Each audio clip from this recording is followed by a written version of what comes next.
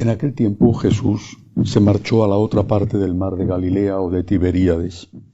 Lo seguía mucha gente porque habían visto los signos que hacía con los enfermos. Subió Jesús entonces a la montaña y se sentó allí con sus discípulos. Estaba cerca la Pascua, la fiesta de los judíos. Jesús entonces levantó los ojos y al ver que acudía mucha gente, dice a Felipe: ¿Con qué compraremos panes para que coman estos? Lo decía para probarlo, pues bien sabía él lo que iba a hacer. Felipe le contestó: 200 denarios de pan no bastan para que a cada uno le toque un pedazo. Uno de sus discípulos, Andrés, el hermano de Simón Pedro, le dice: Aquí hay un muchacho que tiene 5 panes de cebada y 2 peces, pero ¿qué es eso para tantos? Jesús dijo: Decid a la gente que se siente en el suelo. Había mucha gente en aquel sitio. Se sentaron. Solo los hombres eran unos 5.000. Jesús tomó los panes, dijo la acción de gracias y los repartió a los que estaban sentados, y lo mismo todo lo que quisieron del pescado. Cuando se saciaron, dice a sus discípulos: Recoged los pedazos que han sobrado, que nada se pierda. Los recogieron y llenaron 12 canastos con los pedazos de los 5 panes de cebada que sobraron a los que habían comido. La gente entonces, al ver el signo que había hecho, decía: Este es verdaderamente el profeta que va a venir al mundo. Jesús, sabiendo que iban a llevárselo para proclamarlo rey, se retiró otra vez a la montaña él solo. Palabra del Señor. Gloria a ti, Señor Jesús. Al menos 3 ideas para meditar sobre el relato que hace San Juan de la multiplicación de los panes y los peces. La primera, la explicación de este evangelio, de este milagro, es dada por algunos como un mero gesto o un mero símbolo fruto de la solidaridad. Si ponemos en común todo lo que tenemos, hay bastante para todos. Por supuesto que la solidaridad o la caridad, que es la virtud cristiana, significa que efectivamente compartiendo, muchos que no tienen van a tener por lo menos lo necesario, lo imprescindible. Pero esta interpretación corre el riesgo de ocultar e incluso de negar la existencia del milagro. El milagro existió. Los que dicen que el milagro no existió simplemente no tienen fe. No solamente en este milagro, sino posiblemente en ninguno, y hasta me aventuro a decir que no tienen fe en Dios. Los milagros existen. Los milagros existieron. Jesucristo hizo milagros. Los evangelios no son un cuento para dormir a los niños por la noche. Los evangelios fueron primero testimoniados, transmitidos y después escritos y firmados con la sangre de los evangelistas y de los mártires. No hay que interpretar solo desde el punto de vista simbólico los milagros de los evangelios. Ciertamente tienen una lectura simbólica, son un ejemplo, pero los milagros son hechos históricos. De esto ni podemos, ni debemos, ni queremos dudar. Segunda enseñanza. Aparte de que el Señor es capaz de hacer milagros porque es el creador, así de sencillo, ¿qué más milagro hay que crear el universo entero de la nada? El propio Satanás lo reconoce en una de las tentaciones. Di que estas piedras se conviertan en panes. El propio Satanás estaba teniendo más fe en el poder de Jesucristo que algunos en la Iglesia que dicen que aquello fue solamente un símbolo o un signo de solidaridad.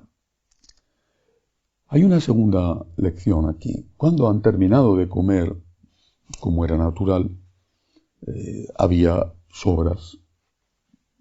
Nuestro Señor ordena que se recoja todo. Dice que nada se desperdicie. recoger las miguitas, me imagino que era bastante complicado en el campo. Además, podían alimentarse los pájaros o las hormigas. Bueno, ¿por qué este interés de Jesús en que nada se desperdicie? Son muchos los que han interpretado esta orden de Jesús referida a la Eucaristía, porque han interpretado que la multiplicación de los panes y los peces es un símbolo de la Eucaristía. No era aún la Eucaristía, sino un símbolo, un anticipo sin llegar a efectuar el sacramento. Y esta petición de Cristo de que nada se desperdicie, de que se recojan hasta los pequeños pedacitos, significa que el Señor quiere que también con la Eucaristía, de una forma aún más cuidadosa, no se desperdicie ni una sola partícula del cuerpo de Cristo consagrado o del vino consagrado. Que haya un fragmento de polvo, bueno, pero cuando ves una partícula que tiene visibilidad, no puedes despreciarla, dejarla en el suelo si se ha caído, o en el caso del vino, tirarlo al lavabo. La presencia real de Cristo en la Eucaristía, pan consagrado o vino consagrado, es una presencia sagrada, es el propio Cristo. Debemos de tener el máximo cuidado, el máximo celo, la máxima preocupación para que nada se desperdicie, para que no se cometa un sacrilegio. Y dicho esto, ¿con qué facilidad se da la comunión sin precaución? Se da la comunión en la mano, por ejemplo, que está permitido, la Iglesia lo ha permitido, está permitido, pero ¿se tiene en cuenta el riesgo de que se caiga? ¿Se tiene en cuenta lo que la Iglesia establece? Que se haga un signo de reverencia con la rodilla o con la cabeza antes de comulgar.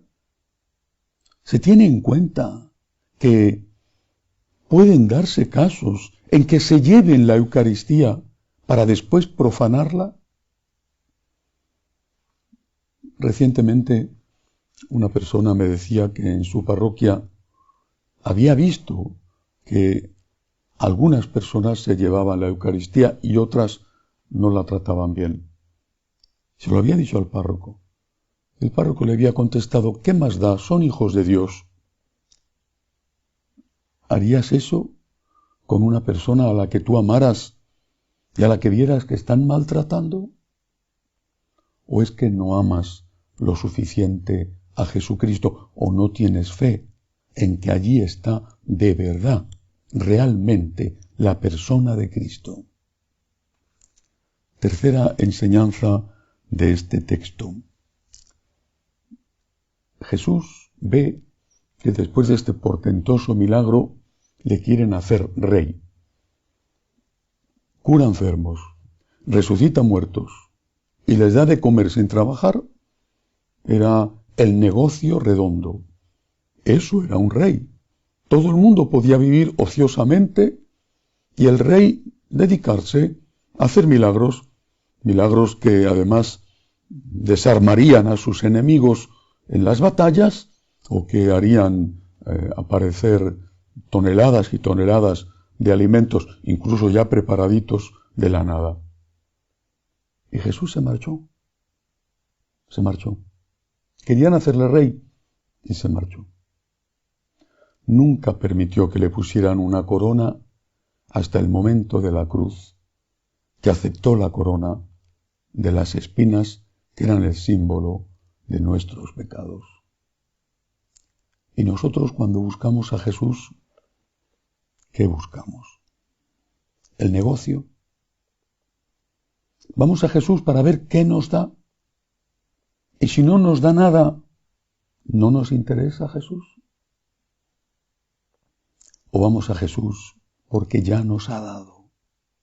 ¿Qué más puede darte si te ha perdonado los pecados? ¿Qué más puede darte si te abre las puertas del cielo. Te puede curar una enfermedad, haces bien en pedirle la curación y muchas veces los milagros ocurren. Pero eso no es nada comparado con el perdón de los pecados y la vida eterna, porque esa enfermedad u otra volverá a aparecer, o al fin, pasados los años, terminarás por morir. El verdadero regalo es el perdón de los pecados, es la resurrección de los muertos, es la vida eterna. Si no aprendemos esto, si nos acercamos a Dios por el negocio, nos vamos a encontrar con lo que sucedió en aquel monte de las bienaventuranzas junto al lago donde hizo el milagro de la multiplicación de los panes y los peces. Jesús se alejó. Es nuestro egoísmo el que le aleja. Que eso no ocurra nunca. Que así sea.